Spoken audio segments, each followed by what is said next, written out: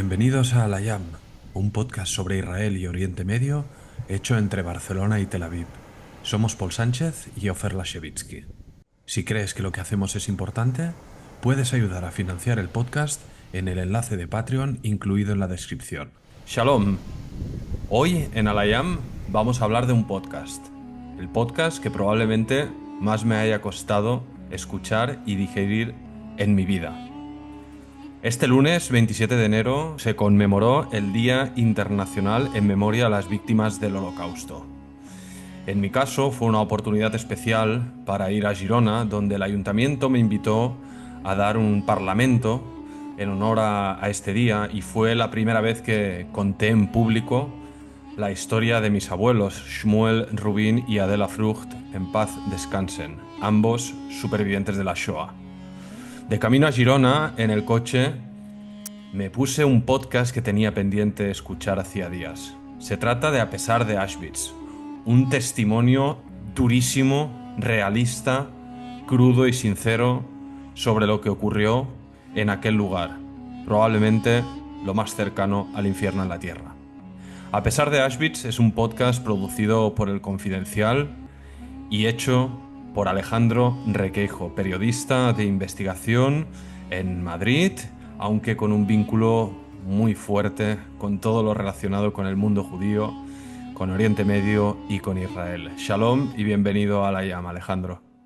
Shalom, Afer, pues nada, un placer enorme estar con vosotros en este podcast que sabes que escucho mucho, que me encanta, que he recomendado y que es uno de los contenidos en los que uno se puede informar de Oriente Próximo con un nivel de detalle como hay pocos. Así que enhorabuena. Muchas gracias por la invitación. Gracias por tus amables palabras. Hoy es, en efecto, un capítulo diferente y un formato diferente. Es un podcast hablando de un podcast, ¿no? Yo, después de escucharte, ahora entraremos más en detalle, ¿no? Sentí la necesidad de agradecerte, de mostrarte mis respetos también de parte de Paul, mi compañero que hoy no puede estar aquí con nosotros por motivos de salud.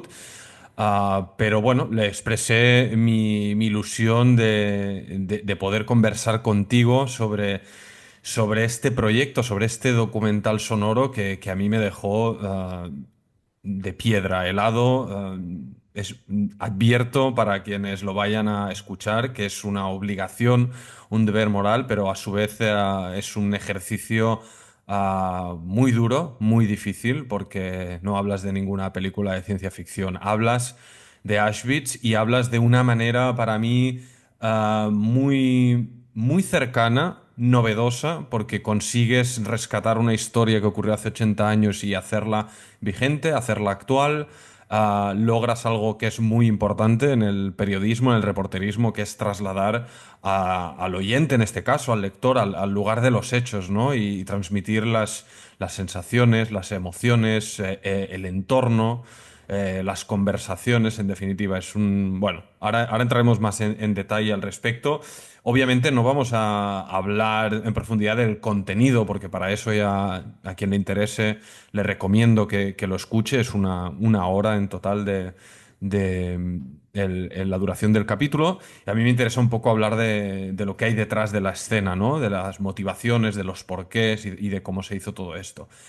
Y como te comentaba cuando te contacté en privado, creo que es interesante, antes de ahondar en el asunto, en el podcast en sí, un poco que quien nos escuche te conozca un poco mejor, entender un poco también cómo nos conocimos nosotros, que fue durante, bueno, en un bus, en un viaje organizado para periodistas europeos en Israel, donde era el sexto mes de la guerra entre Israel y Hamas en Gaza, si no recuerdo mal.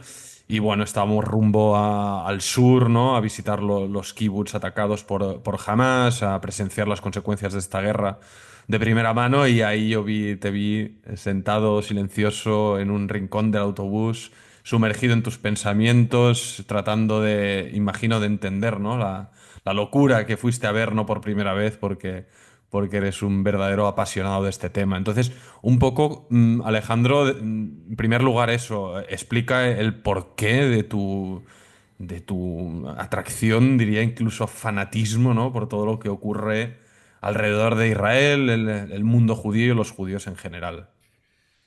Bueno, Ofer, pues en primer lugar, muchísimas gracias por el cariño con el que has hablado de ese podcast del que luego seguro que podremos hablar más. Pero sí, pues mi relación con Oriente Próximo, eh, con, con Israel es una relación pues como cuando alguien se enamora de alguien o cuando alguien se enamora de algo.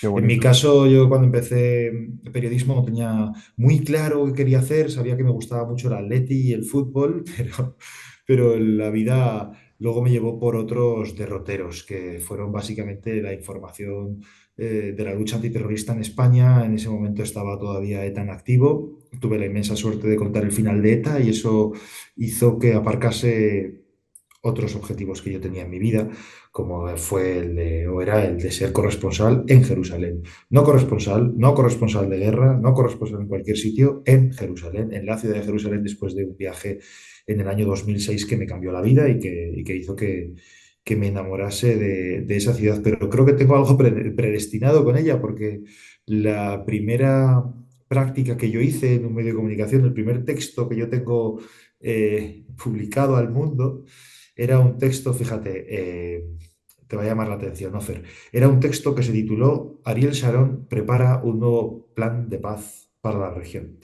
Corría el año 2003-2004 y eran los primeros anuncios del plan de desconexión de asentamientos de Gaza y de Cisjordania, algunos de Cisjordania. Bueno, pues 20 años después de aquello, mira cómo estamos.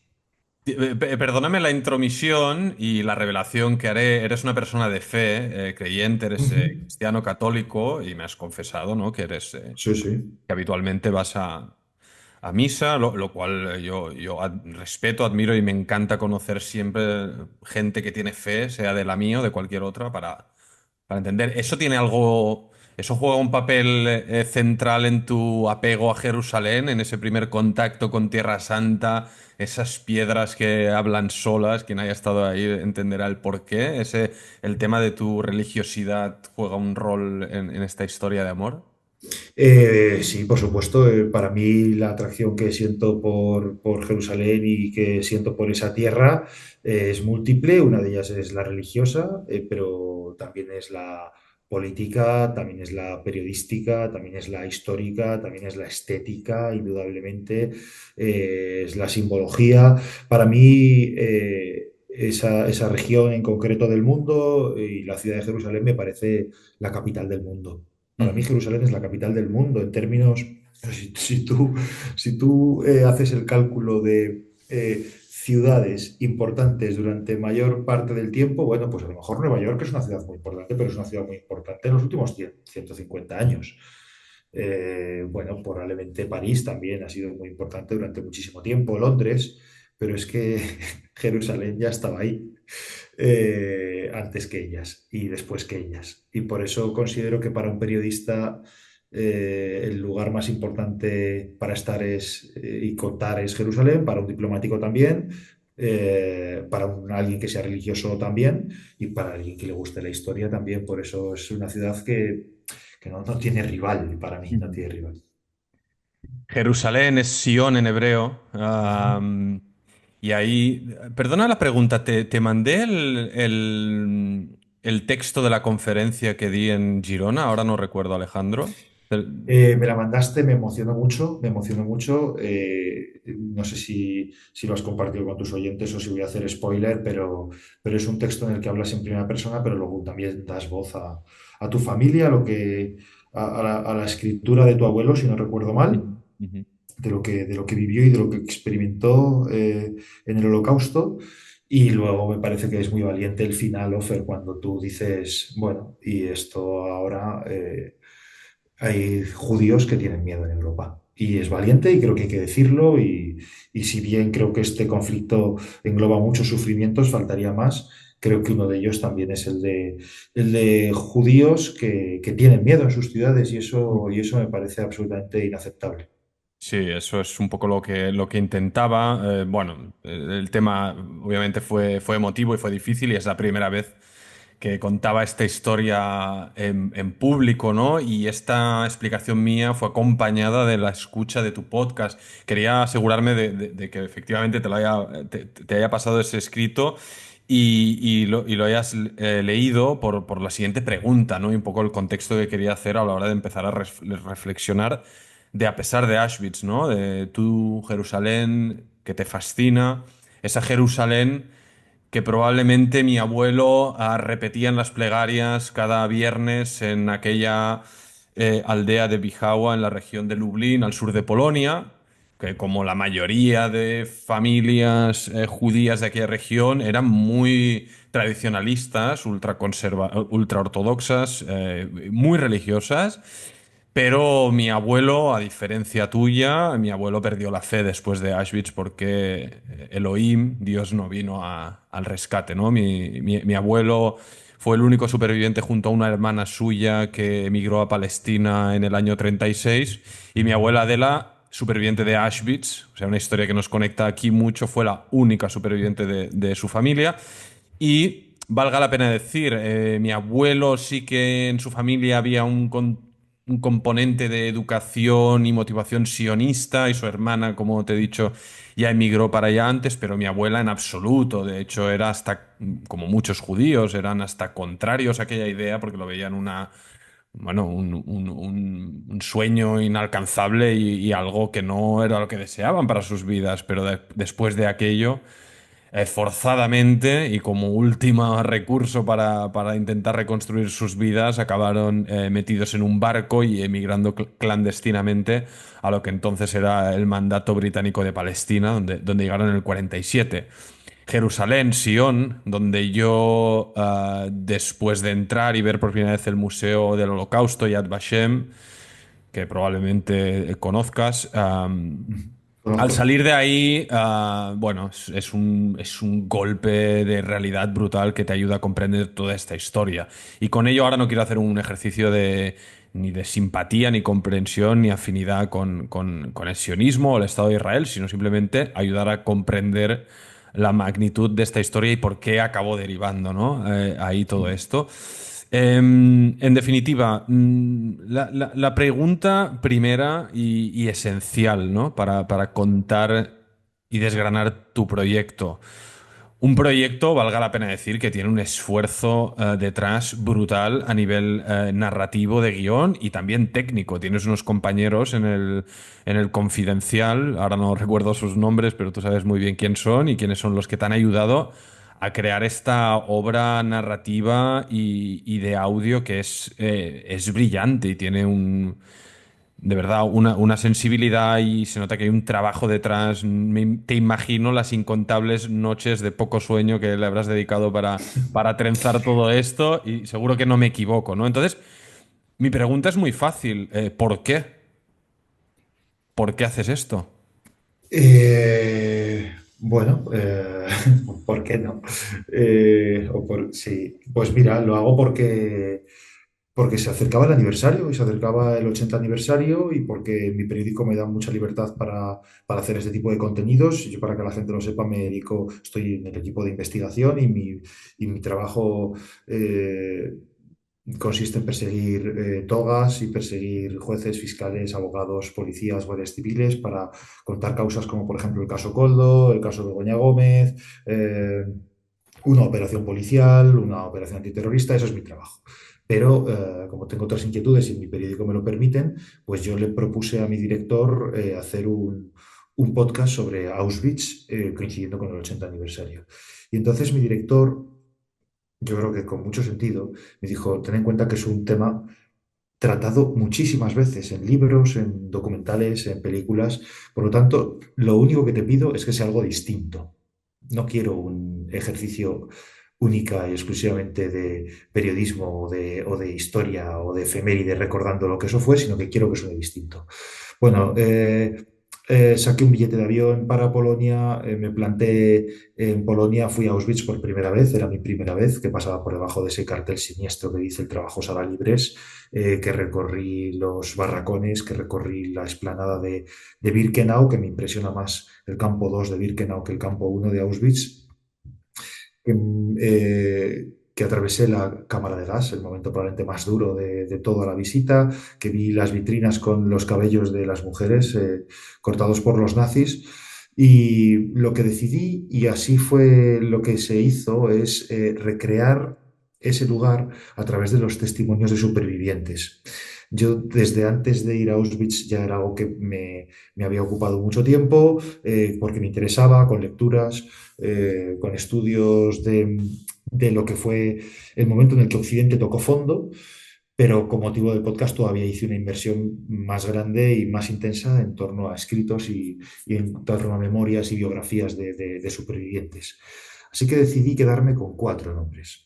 Uno es el archiconocido psiquiatra vienés Viktor Frankl, autor de un libro canónico sobre el Holocausto que se llama El hombre en busca de sentido, pero luego hay otros que no son tan conocidos. Uno de ellos es una prisionera, una deportada francesa comunista que se llamaba Charlotte Delbo, que escribió una trilogía que no es muy conocida, pero que es una absoluta maravilla y que recomiendo a todo el mundo.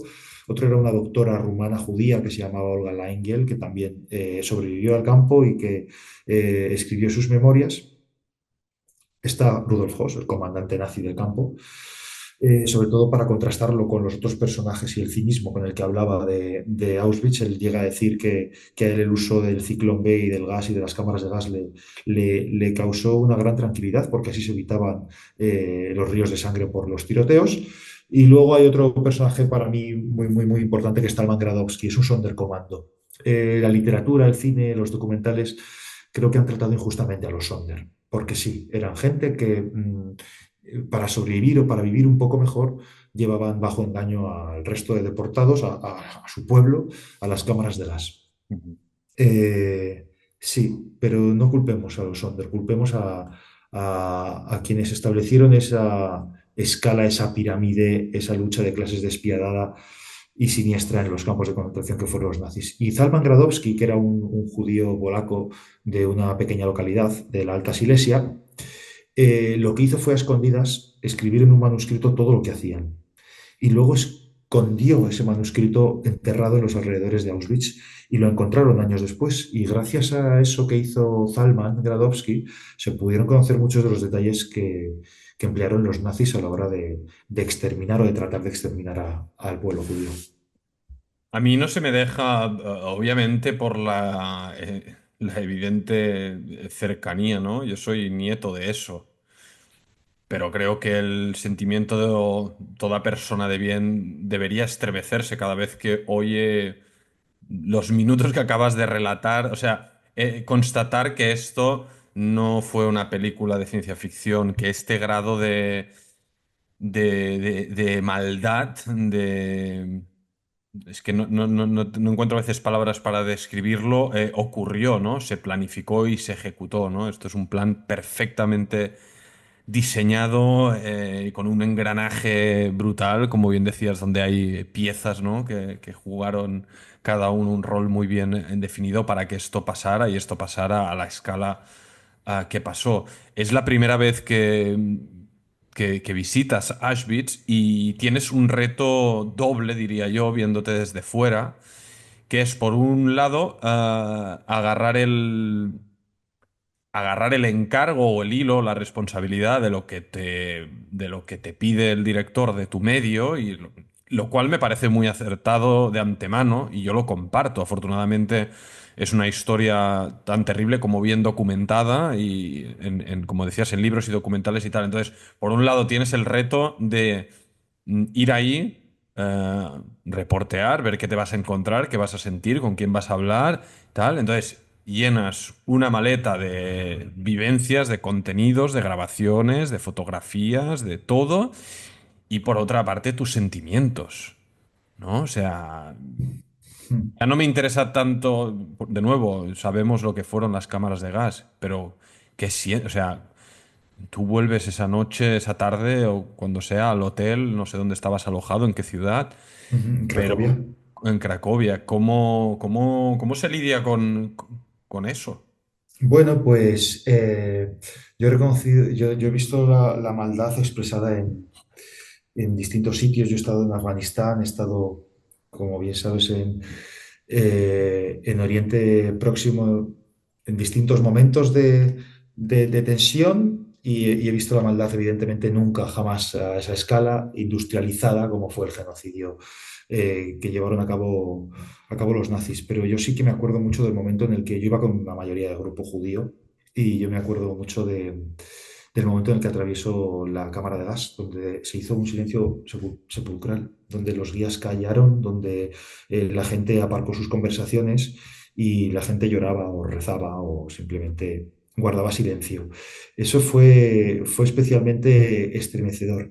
He de decirte antes que has citado el Museo de Jerusalén del Holocausto, que a mí me impresionó el Museo del Holocausto de Jerusalén, Bat Yasem, tanto o más que Auschwitz.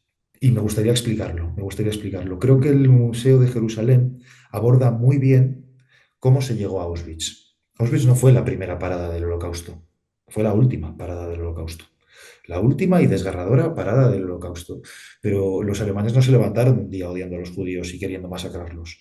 Eso es un camino que se va cultivando a lo largo de los años con mensajes de odio, con propaganda, con leyes raciales, con el apartar a los judíos de los cargos de la administración, en fin, lo que fue básicamente el nazismo desde su ascenso, desde la caída de la República de Weimar. Y por eso a mí hay cosas que me preocupan hoy. Y hay cosas que me preocupan.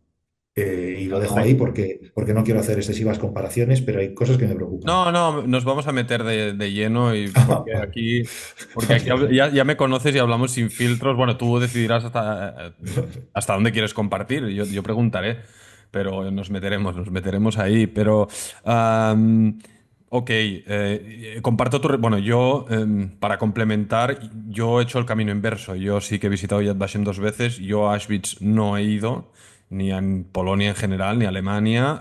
Mi madre, por motivos comprensibles, decidió que en vida no va a poner un pie ahí. Y Qué yo, interesante, qué sí, interesante. sí, yo, Luego quiero hablar de tu madre una cosa, Ofer, por cierto. vale.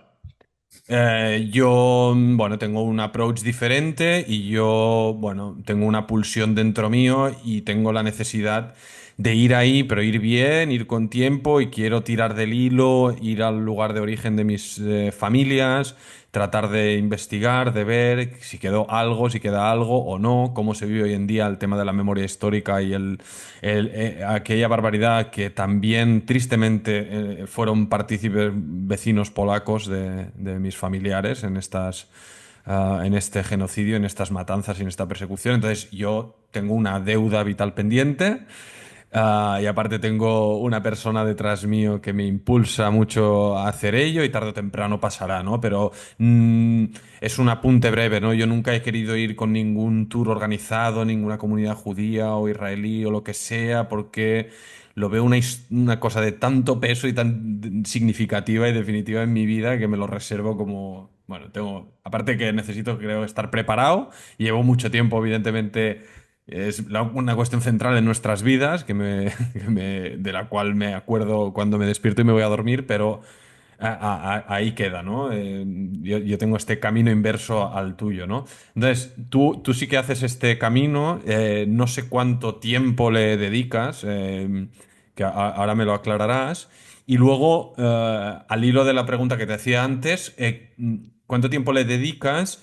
Y una vez le has dedicado y has vivido esta experiencia, vuelves a Madrid y bueno, cómo planteas el guión de explicar esta historia, que no solo la cuentas tú, o sea, sí que la escribes, la diriges y la narras, pero donde hay gente que participa en las narraciones, ¿no? Que ahora nos Hmm. explicarás quiénes son y tal, porque lo hacen súper bien, o sea, te meten muy dentro de, o sea, cuando lees los testimonios sientes como si fueran ellos, ¿no? Entonces eso está muy cuidado y eso tiene una intencionalidad, eso no, tú no has agarrado el primero que pasaba por ahí porque necesitabas una voz de chica, ¿no? Eso Entonces, es. ¿cómo va esto, ¿no? ¿Cómo llegas a Madrid con la maleta llena y has de trenzarlo todo? Y cómo se dibuja este camino? Yo llego a Auschwitz con muchos libros leídos y muchos testimonios leídos y muchos testimonios subrayados y con un post-it para que no se me olvide y para que no pierda la página sobre cómo era el día a día en Auschwitz. Porque yo tengo el convencimiento, Ofer, no sé qué te parecerá a ti, que mucha gente sabe lo que fue Auschwitz, pero muy poca gente sabe lo que realmente pasó en Auschwitz, el día a día de Auschwitz. Por ejemplo, la gente no sabe que en Auschwitz había una jerga propia.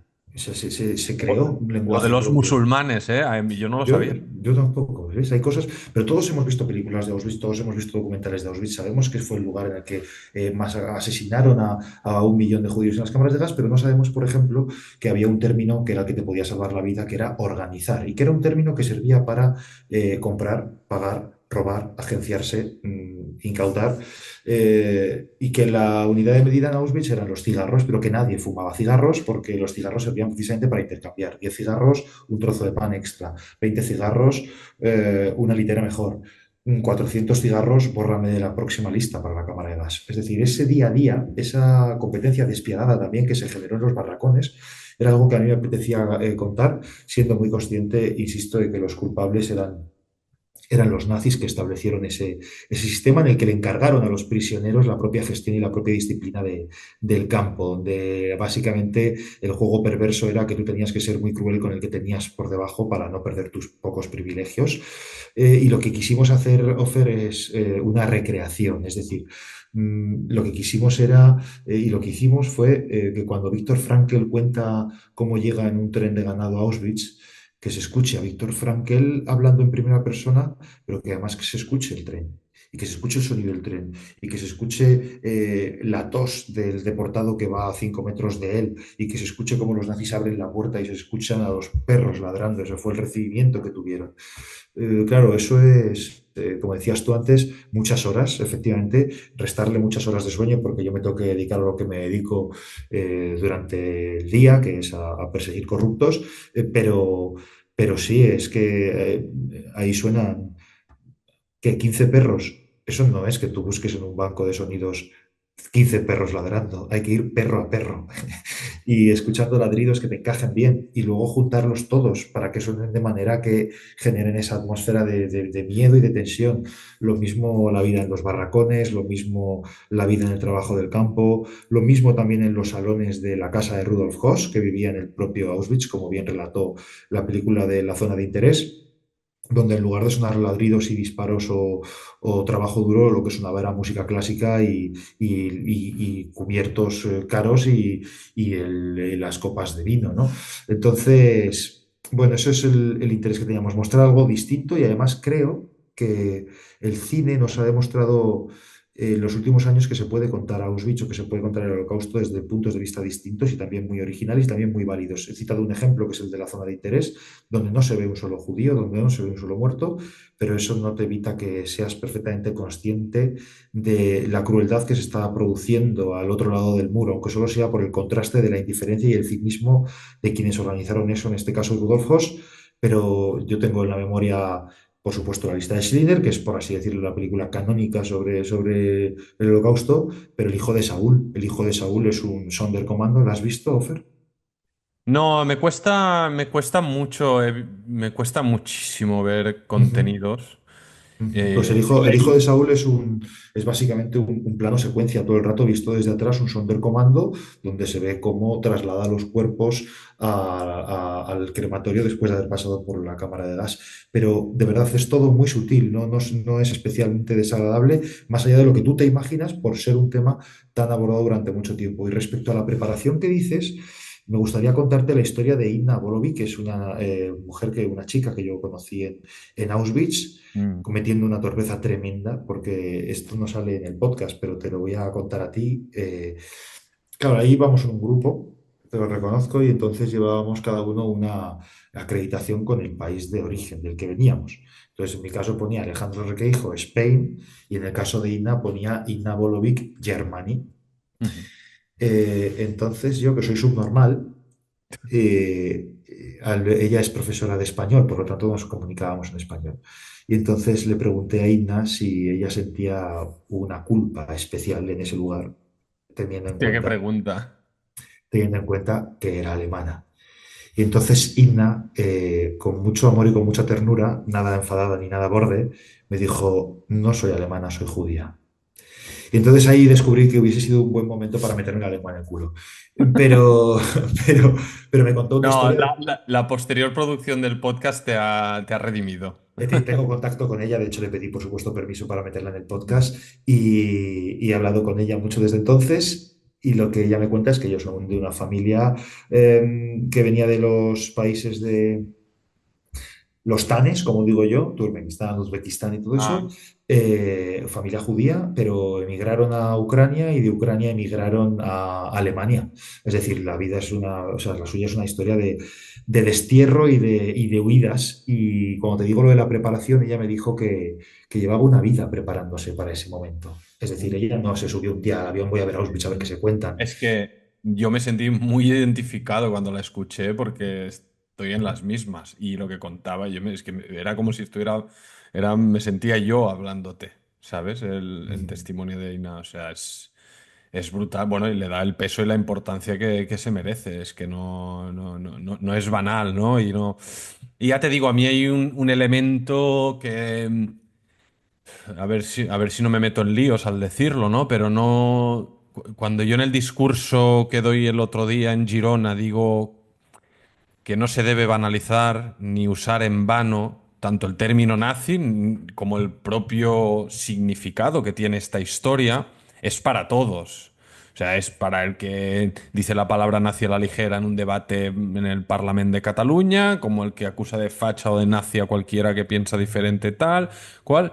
Pero también hay un elemento que a mí y me consta, a más judíos israelíes especialmente, nos cuesta el, a ver cómo lo digo sin liarla, ¿no? Pero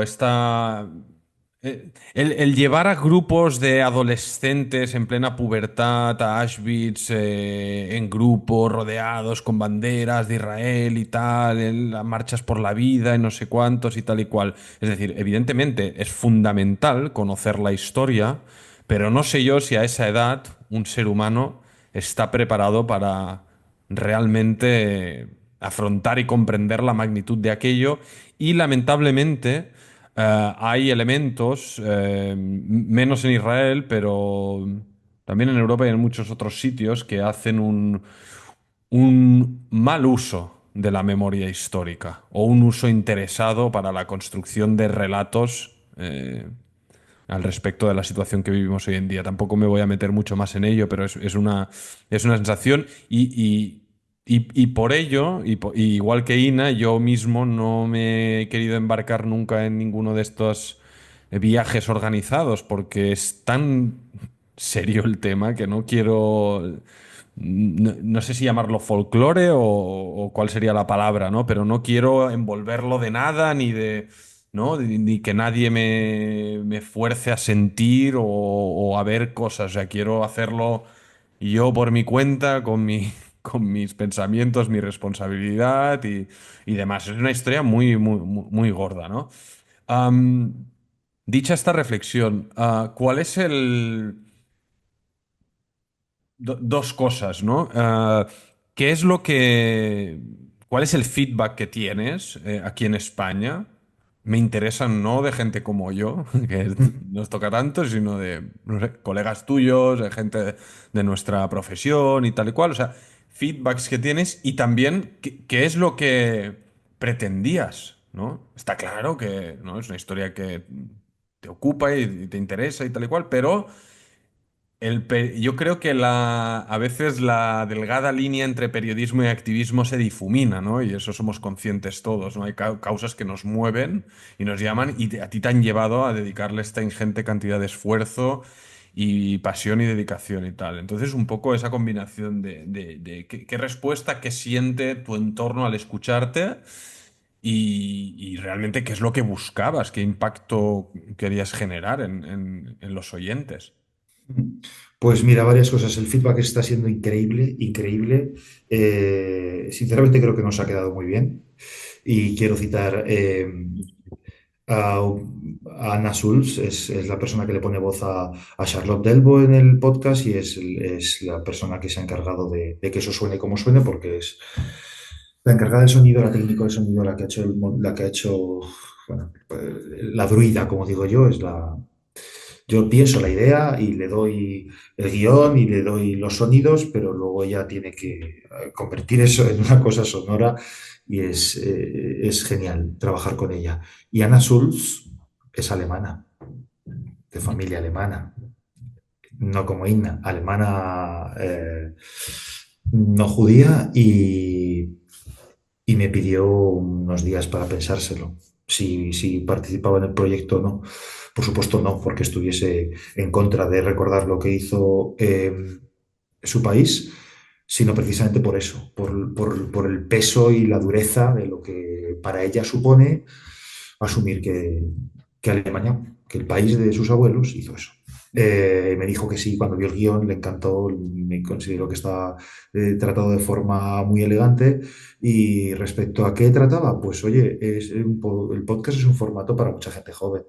Y Ofer, tú y yo somos de otra generación, tú y yo somos de la generación, fíjate, bueno, te cuento porque tú eres nieto de Auschwitz, pero yo soy la generación de Steven Spielberg con la lista de Schindler. Y aquellas imágenes a una generación que todavía vamos todos al cine se nos quedaron grabadas. Pero los chavales de ahora no te creas, ¿eh? Y el podcast, bueno, es un formato muy de gente joven. Y luego, por otro lado, si yo mañana te invitase a cenar a mi casa, o a comer a mi casa, o a tomar un té a mi casa, yo estaría orgulloso de tenerte en casa, ¿no? Es decir, mira qué orgullo, te estoy invitando, Ofer está en mi casa. Bueno, pues yo siento orgullo de que ese podcast esté hoy en el periódico El Confidencial. Es decir, Mm. estoy orgulloso de trabajar en un periódico que le ha dedicado o que ha permitido que eso salga adelante, que apueste por ello, a pesar de ser un tema tremendamente tratado. Me pone contento ver mi periódico apostar por ese tipo de contenidos y, por lo tanto, ese era mi objetivo. Qué guay, qué noble, la verdad. Y sí, la verdad que...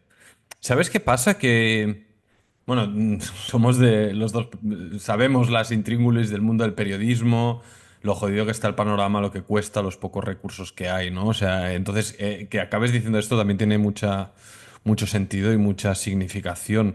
Y yo le hablaba hoy a una colega mía aquí en mi pueblo donde vivo, en el Masnou, al lado de Barcelona, y le hablaba de tu podcast y digo, tío, y le hablaba de esto, digo, sin querer, tampoco es una cuestión, o sea, si te agradezco y te reconozco no es por necesidad de alabarte de por sí, lo hago porque lo siento, que es así y digo, yo le decía, digo, ojo, ante un mundo a nivel profesional en el periodismo donde veo lamentablemente muchas malas praxis, ¿no? Falta de interés, gente vaga, sin pasión, ¿no? Por explicar historias, ¿no? Al final esto es una profesión muy vocacional y más en los tiempos en los que corren, ¿no? Porque tú con esto, más allá de unas palmadas en la espalda, poco, o sea, en lo material poco te vas a llevar, ¿no? O nada. Cero, Cero. cero. O sea, Esto no ha variado lo que yo hubiese cobrado a final de mes en el para nada. Confidencial. Esto lo he hecho por amor al arte. Exactamente. Entonces yo destacaba también eso, ¿no? Y me encanta cuando todavía veo a gente apasionada por dedicarle tiempo, tanto tiempo y tanta profundidad a una historia, porque quienes hemos hecho documentales o podcasts de este estilo y tal, sabemos el infinito curro que hay detrás. Y qué más agradecido es que te lo reconozcan y eso es lo que hago y por lo que estamos hablando, ¿no? Porque de verdad hay momentos cuando estás embarcado en estos proyectos por amor al arte que no sé tú, pero a mí me ha pasado de decir, joder, ¿en qué barro me he metido, ¿sabes? Que estoy aquí Mm. en la editando, ya llevo no sé, en mi caso hice un documental y cuando llevaba un año y medio revisando y la postproducción y la edición y ya lo has visto y escuchado 900 veces estás hasta los cojones de ti mismo, ¿no? Y dices, hostia, soy muy consciente de todo de todo lo que hay detrás. Am, yo creo que es un buen momento para meternos en el presente, ¿no? En esa pregunta que nos ha quedado antes colgada y que es un tema sensible, pero es urgente, ¿no? Y que es a lo que apelaba yo en el final del discurso que hemos mencionado y que di el otro día en Girona, ¿no? Que es la situación actual que lamentablemente vivimos los judíos en el mundo en general, ¿no? Y no me quiero centrar en el conflicto de Israel ni en quién tiene más culpabilidad o no, sino en las consecuencias directas que tiene esta historia, ¿no?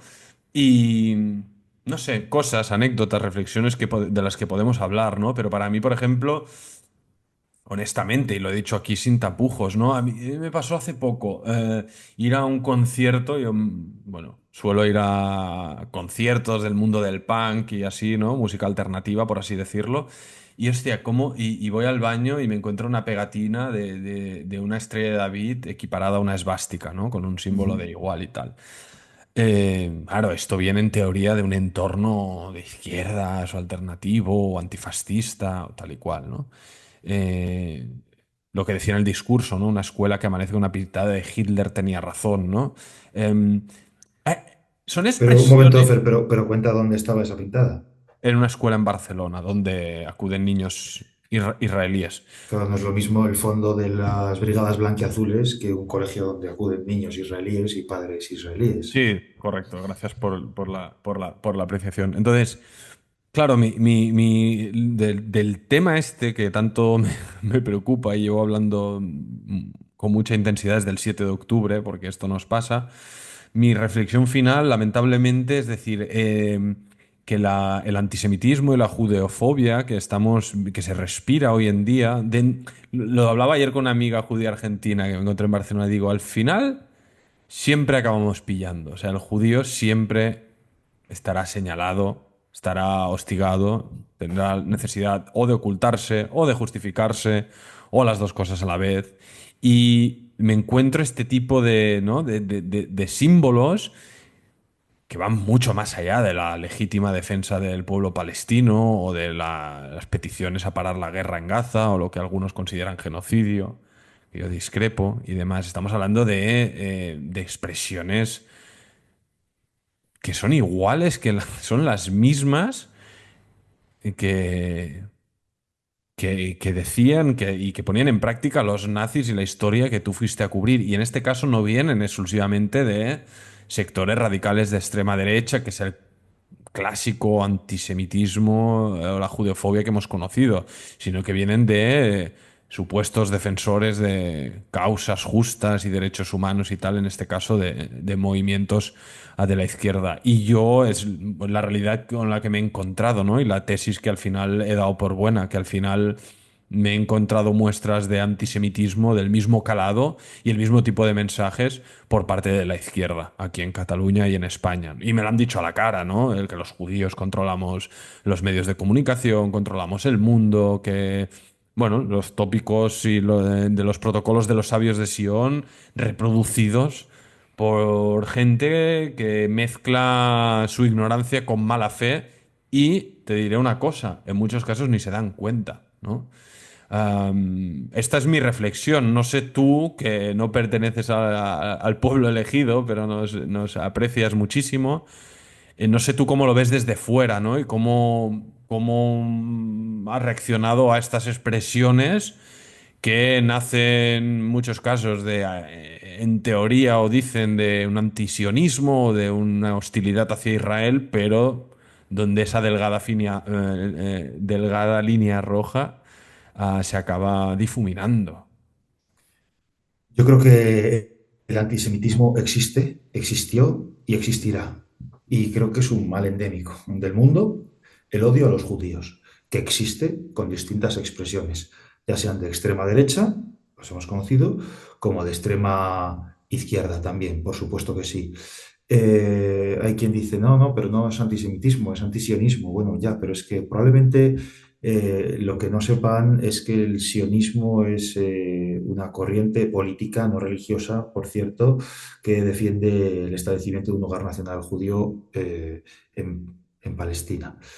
Eh, claro, el otro día estaba viendo la película de Brutalist, no voy a hacer un gran spoiler, pero en la película sobrevuela todo el rato la idea del fracaso del asimilacionismo, que es uno de los argumentos centrales del sionismo de Herzl. Es decir, oye, a partir del caso Dreyfus, tenemos que caer en la cuenta de que el asimilacionismo no es posible entre las distintas sociedades occidentales. Lo hemos intentado, pero no hay manera. No solamente los pogromos, sino el hecho de que se nos prohíba acceder a ciertas profesiones. Y al final yo tengo el recuerdo de una vez estando hablando con Rafa, un amigo que tú conoces, Ofer, un amigo que tenemos en común, y él me decía, ¿tú te das cuenta de que a pesar de esta situación que se vive en Israel, de tensión constante, es el único lugar en el que los judíos pueden estar tranquilos por la calle? Yo le decía, pero hombre, ¿eso cómo puede ser? ¿Eso cómo va a ser más tranquilo vivir en un lugar en el que te caen misiles de Hamas que en las calles de una ciudad europea perfectamente homologable? Y a medida que he ido conociendo relatos de judíos que viven en estas ciudades hoy, pues cada vez tengo más claro que Rafa tenía razón, ¿no? Lo que tú has dicho de la pintada, eso sería impensable en Tel Aviv, en Haifa, en Jerusalén. Es decir, llevar a tus hijos al colegio y encontrar una pintada en la que te dice que el señor que mató a 6 millones de tu pueblo tenía razón, eso es impensable en Israel. Es impensable en Israel que alguien te haga una pintada en la portada de un escaparate porque saben que el dueño es judío. No te digo ya que te increpen por la calle o que te insulten por la calle. Mira, te traigo unos datos actualizados sobre incidentes antisemitas en España. En diciembre del año 22, en diciembre del año 22, se registraron 5 incidentes antisemitas. Ojo, estos son los que hay constancia, es decir, los que han quedado registrados. El pasado diciembre del año 2024 se registraron 15. Alguien puede decir, bueno, 15, bueno, son pocos. Bueno, ya son el triple. Ya son el triple en 2 años. Si nos vamos a noviembre, en noviembre del 22 se registraron 5 casos de antisemitismo y en noviembre del 24 se registraron 24. Ya son más del triple, ¿eh? En fin, Y no es solo una cuestión numérica, porque probablemente también muchos incidentes o casos queden sin la pertinente denuncia policial, por tanto queden registrados en estas estadísticas. Es sobre todo el sentimiento que cunde, ¿no? Y que yo tanto oigo en mi entorno de este mundo de, bueno, sí, de tener que ir por lo... Y yo no puedo porque también me he expresado públicamente pues en la televisión como israelí, como judío y tampoco tengo... Más faltaría después de lo que sufrieron mis abuelos, que yo sufra algo de hostigamiento o mensajes amenazantes en redes y tal. Mira, duermo con la conciencia tranquila y tampoco lo considero un precio demasiado elevado a pagar, pero sí que mucha gente en mi entorno que no tal, o no tiene pues ganas de tal, de estar dando o defenderse o comunicarse o no sé qué tal, pues bueno, siente esa necesidad de ocultar su identidad o avergonzarse o tener que justificarse o bueno. Y esto es en nuestro país. En otros lugares como Francia o Estados Unidos estamos hablando de agresiones físicas, incluso asesinatos. Bueno, el panorama es, yo creo que es el peor desde los tiempos de la Shoah que tú fuiste a contar, ¿no? Y esto es una constatación y para mí lo fundamental aquí es que esto no quede solo en espacios como Alayam o gente, ¿no? Muy interesada y especializada en estos temas, sino que a través de podcasts, charlas, cualquier tipo de iniciativa se logre impactar y hacer vigente esta historia, porque el gran reto, y para mí es el gran éxito de A pesar de Auschwitz, es hacerlo vigente. Porque los supervivientes van a morir pronto. Mis abuelos ya no están con nosotros. En Israel quedan algo de más de 100.000 supervivientes y en los próximos años, si no décadas, pues ya no habrá ninguno, ¿no? Entonces, yo creo que tenemos ahí nosotros un sentido de responsabilidad moral y una obligación ética muy grande, pero los judíos y los no judíos, y ojalá haya más ¿no? aliados como Alejandro Requeijo en esta causa, que no es una causa política, que nadie nos engañe ni se confunda. Y no va de estos tales. No, no, es que es de ser ¿no? Un muro de dignidad ante la barbarie y ante todas. Yo también en mi discurso apelaba a que esta línea no se puede traspasar contra los judíos y contra ninguna minoría étnica o religiosa o nacional cuestionada o discriminada. Y esto es así. Yo no lo dejo en palabras, sino que lo trato de aplicar en hechos, ¿no? Uno puede tener las ideas las que quieras, ¿no? O la fe que quieras o la nacionalidad que quieras, pero hay que tener muy en cuenta que el lenguaje banal, y ayer lo hablaba con Georgina, con mi pareja, digo, ostras, cuando alguien está hablando de los judíos, los moros, los tal, hostia, ya es gente que tal vez ellos mismos no se dan cuenta o no se consideran racistas o xenófobos, pero ya solo con esa expresión y sin escuchar lo que va a venir después, ya lo están siendo. Ya estás siendo Sí, racista. porque ¿qué tendrás que ver tú con Ben Gvir o con Smotrich o con Bibi, Pero, ¿no? pero fíjate, yo cuando estaba en Girona pronunciando aquel discurso, delante mío tenía a un judío, visiblemente judío, no como yo, ultra ortodoxo, ¿no? Vestido de negro, con un sombrero y tal. Y él estaba justo en línea recta delante mío y lo veía como mucha otra gente en la sala muy emocionado y luego me vino a agradecer sinceramente en hebreo pues lo que había hecho. Y yo en esos momentos lo tengo muy claro. Probablemente mi familia exterminada se vería como aquel señor. Es decir, yo no lo soy porque mi abuelo dejó de serlo y mis padres no son religiosos y nosotros no llevamos ese estilo de vida, ¿no? Pero sí sentí el que tenemos un vínculo, una unión nos guste más o menos inseparable.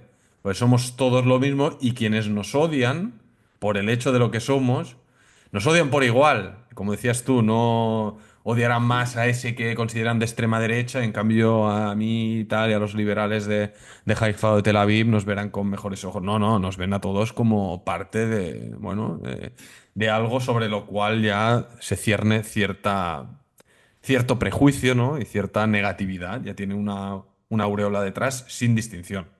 Sí, es que desgraciadamente tengo la sensación, al menos en España, donde hay una comunidad judía muy reducida y casi acotada a Madrid, Barcelona, me refiero a no a la herencia histórica, sino a la población actual judía en España, que yo creo, corrígeme, Ofer, si me equivoco, que estamos hablando apenas de 50.000 personas aproximadamente, concentradas en algunas grandes ciudades y sobre todo en la zona de Ceuta y Melilla, el norte de Marruecos.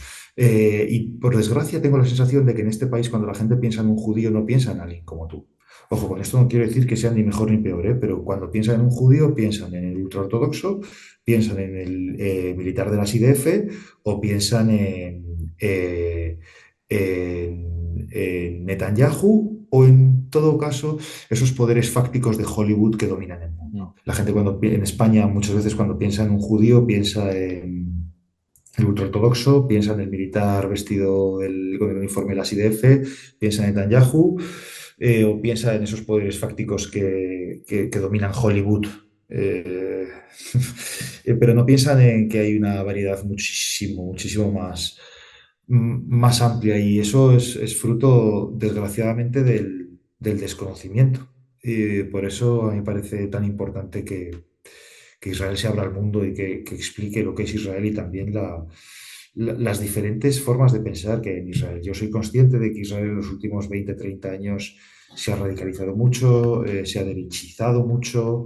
Sé que las formaciones progresistas a día de hoy son irrelevantes en la Knesset y eso hace que la pluralidad política en Israel se resienta y que hayan aparecido personajes absolutamente siniestros con poder de decisión y de influencia como son Smotrich o como son Ben Gvir, a los que acaba de citar. Eh, pero creo que merece la pena por lo menos hacer el esfuerzo de sacudirse esos prejuicios adolescentes de que el conflicto en Oriente Medio es una cosa de muy malos contra muy buenos. Yo huyo mucho de eso desde hace muchísimo tiempo y por eso creo que mis informaciones o mis trabajos periodísticos son más completos y son más rigurosos. Y lo que quería decir antes, Ofer, si me permites, de tu madre, es algo que has comentado al principio, que para mí es muy importante. Y es algo que yo descubrí trabajando el podcast de A pesar de Auschwitz, que es la revictimización que tuvieron los supervivientes. Cuando los supervivientes volvían de Auschwitz, uno, la gente no les creía, porque era tan brutal lo que estaban contando que la gente no les creía, y en caso de que les creyesen, los pocos allegados que les quedasen con vida, por cierto, lo que hacían era juzgarlos. Es decir, había una pregunta que se les hacía mucho a los supervivientes, que es, bueno, venga, vamos a poner por cierto que sea verdad todo eso que dices. Entonces yo te pregunto, si murió tanta gente, ¿tú qué hiciste para que no te matasen? ¿A qué te prestaste para salir con vida de ahí? Y hubo mucha gente que se suicidó. De hecho, hay historiadores que sostienen que el índice de suicidios fue mayor entre los supervivientes que entre los propios deportados en los campos de concentración o en los campos de exterminio. Y luego, esto es algo que tú y yo hemos hablado alguna vez y creo que narró muy bien tu madre el día que le hiciste la entrevista. Y es que Israel estaba embarcado ya en un proyecto de vida, el Estado como tal, el sionismo, buscando un nuevo ideal judío, donde el modelo no era tanto las víctimas de Europa, eh, como en todo caso los héroes que se alzaron en el gueto de Varsovia contra los nazis, y los macabeos, y Masada, y el vencer al enemigo que nos quiere echar de aquí mientras nosotros construimos un vergel en el desierto. Es decir, ese era un poco el ideal del sionismo de entonces. Entonces, cuando llegaban los supervivientes, los familiares, el tío Moshe, que había sobrevivido a los campos de exterminio nazis, aquello era casi como un estigma, como una vergüenza, como, madre mía, tenemos un familiar de los que representan el viejo cliché judío en el que se dejaron matar como corderos en el matadero. Y tardó mucho tiempo Israel en girarse hacia lo que había pasado en Europa. Sí que lo utilizaron como medio de presión ante los ingleses para permitir la migración, por supuesto, eso sí lo utilizaron, pero en términos de relato, en términos de legitimación del Estado de Israel, no se produce, te diría que a partir de hasta el juicio a Eichmann, cuando se empiezan a escuchar los relatos de las víctimas, porque en Nuremberg apenas se habían escuchado los relatos de los supervivientes. Has Entonces, visto bueno, el documental del juicio de Eichmann? sí, sí, sí, Es sí, bellísimo. es denso, es un poco aburrido, pero visualmente es muy simbólico. Sí lo he visto, pero llegados a este punto yo sí que discrepo de ti, yo sí creo que es muy necesario que los chavales adolescentes israelíes viajen a Auschwitz, No, porque... es que por eso me cuesta encontrar cuando me expresaba. Evidentemente, es fundamental. Yo tal vez lo que no me agrada es el formato, no la Ujú, necesidad, ¿eh? ujú, No lo sé. Es que, ¿ves? Es una cosa, tiene una carga emocional tan bestia detrás ujú. que es que no lo sé, no tengo claro nada, ¿sabes? Ya el día que vaya, obviamente te lo contaré Pero y... tu madre es de esa generación, tu madre, si no recuerdo mal, llega a Israel en los 50, ¿no? No, mi madre nace en Israel. Tu madre nace en Mi Israel, madre ¿en qué nace en el año? 52. Eso es, eso, vale, sí, Su, her- eso me bailaba, sí, Su sí. hermano mayor, mi tío Moshe, y nace en Zeinsheim, en un campo de refugiados en Frankfurt, cerca de Frankfurt, que es donde se conocen mis abuelos después de la liberación de Auschwitz. Y mi tío nace ahí. Mi tío tiene, o sea, nace con pasaporte alemán. Ujú, Y mis abuelos emigran a Palestina con mi tío bebé de un año. ujú. Entonces mi madre ya nace en el 52 en Haifa, entonces mi madre experimenta toda la experiencia israelí en toda su esplendor y tragedia, en todo. Sí, porque la Pero década de los 50 es la década del urbanismo. sí, bueno, y es la década de la construcción del todo sobre la nada, es decir, Mm, hay que montar aquí un tinglao en un, en un contexto para nada favorable, y ella es niña de esto, ¿no? Y su padre fue a luchar la guerra de la independencia un año después de llegar en las condiciones que llegó, imagínate. Es complejo, pero está bien que mencionaras este apunte un poco para, tal vez ya para concluir, ¿no? mm, Porque esto es verdad y es necesario y así fue, ¿no? Este tema fue tabú literalmente en Israel. Estas memorias de mi abuelo, él las escribe como una especie de terapia, diría yo, ¿no? Que se sienta en la terraza en nuestro piso en Haifa y él se pone a escribir a mano. Yo leí, me emocionó mucho una carta que escribió en hebreo dedicada a todos, a sus hijos y a sus nietos. Y ahí salgo yo, porque yo ya había nacido, ¿sabes? Con un hebreo manuscrito que me cuesta muchísimo entender, porque a mí yo leo el hebreo, pero, ¿cómo se dice? Mecanografía, bueno, ajá. escrito. ¿Sabes? Pero la letra a mano me cuesta. Encima mi abuelo tenía una letra terrible y además su hebreo no era bueno. O sea, ellos hablaban yiddish, el hebreo lo aprenden. ya adultos y supervivientes de esto y tal, y como pueden, ¿no? Porque tienes que ir a currar y levantar una vida de la nada y tal. Entonces, pues el nivel de idioma que tenía era el que era, pero hostia, que fue emocionante cuando mi madre me sacó esa carta y salía mi nombre ahí y nos, bueno, en resumen era una carta que nos deseaba, ¿no? Felicidad y prosperidad y una buena vida, que él no sentía que la había tenido y tal y cual. Pero no recuerdo ahora todo el contenido, pero traslucía el sentimiento de lo que tú has remarcado ahora, ¿no? De decir, hostia, yo tengo dentro mío una historia que no hemos contado del todo, ¿sabes? Y que no hemos digerido a nivel como pueblo, como país, como sociedad, porque es, no sé.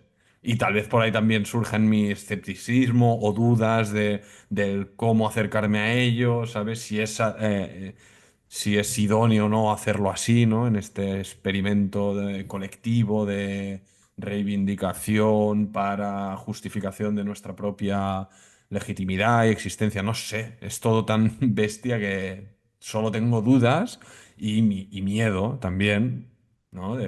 Bueno, de decir, coño, a ver cómo y cuándo lo hago, pero lo haremos. En definitiva, yo creo que con esto concluiremos esta charla. Ahí quedará para la bibliografía el podcast que habló del podcast, ¿no? A pesar de Auschwitz, de Por nuevo lo cierto, recomiendo. puedo explicar por qué se llama así? Hombre, claro. No teníamos título y teníamos muchas dudas respecto a cómo titularlo, porque claro, Auschwitz ha sido muy tratado. Tenemos el traductor de Auschwitz, el fotógrafo de Auschwitz, el peluquero de Auschwitz, todo de Auschwitz está muy presente en la cultura popular. Y tampoco queríamos acotarlo a la efeméride del 80 aniversario, porque entonces como que iba a quedarse obsoleto muy pronto, iba a envejecer muy rápido. Y entonces a Anna Schultz se le ocurrió llamarlo A pesar de Auschwitz. Y cuando lo oyes por primera vez dices, pero qué mierda de título es ese. Pero cuando empiezas a reflexionar, claro, A pesar de Auschwitz es una invitación a que el oyente termine la frase. Y se abre a muchas posibilidades. A pesar de Auschwitz, Hitler no consiguió su objetivo de eliminar al pueblo judío. A pesar de Auschwitz, Europa eh, prevaleció y la democracia se impuso al totalitarismo. Eh, a pesar de Auschwitz también el mundo vivió después otros genocidios, ¿no? Ruanda, los Balcanes. A pesar de Auschwitz, la guerra se sigue cobrando vidas inocentes, el odio se sigue cobrando vidas inocentes. A pesar de Auschwitz hay gente que lo niega, que dice que eso jamás existió, y a pesar de Auschwitz hay una ola reaccionaria mundial que frivoliza con lo que pasó en Auschwitz, ¿no? A todo el mundo le está haciendo mucha gracia ver a Elon Musk hacer el saludo nazi. Qué gracia, ¿no? Qué gracioso, ya. Bueno, pues a pesar de Auschwitz creo que es necesario recordar para que no vuelva a pasar. Hola Cabot, decimos en hebreo, significa todos mis respetos. De nuevo, Alejandro Requeijo, periodista del Confidencial y muy buen amigo. Te agradezco tu tiempo, te agradezco tu trabajo. El próximo capítulo de Alayam lo escucharás, no lo narrarás tú y no serás el protagonista. Te mando un fuerte abrazo. Muchas gracias también de parte de Paul, de mi compañero.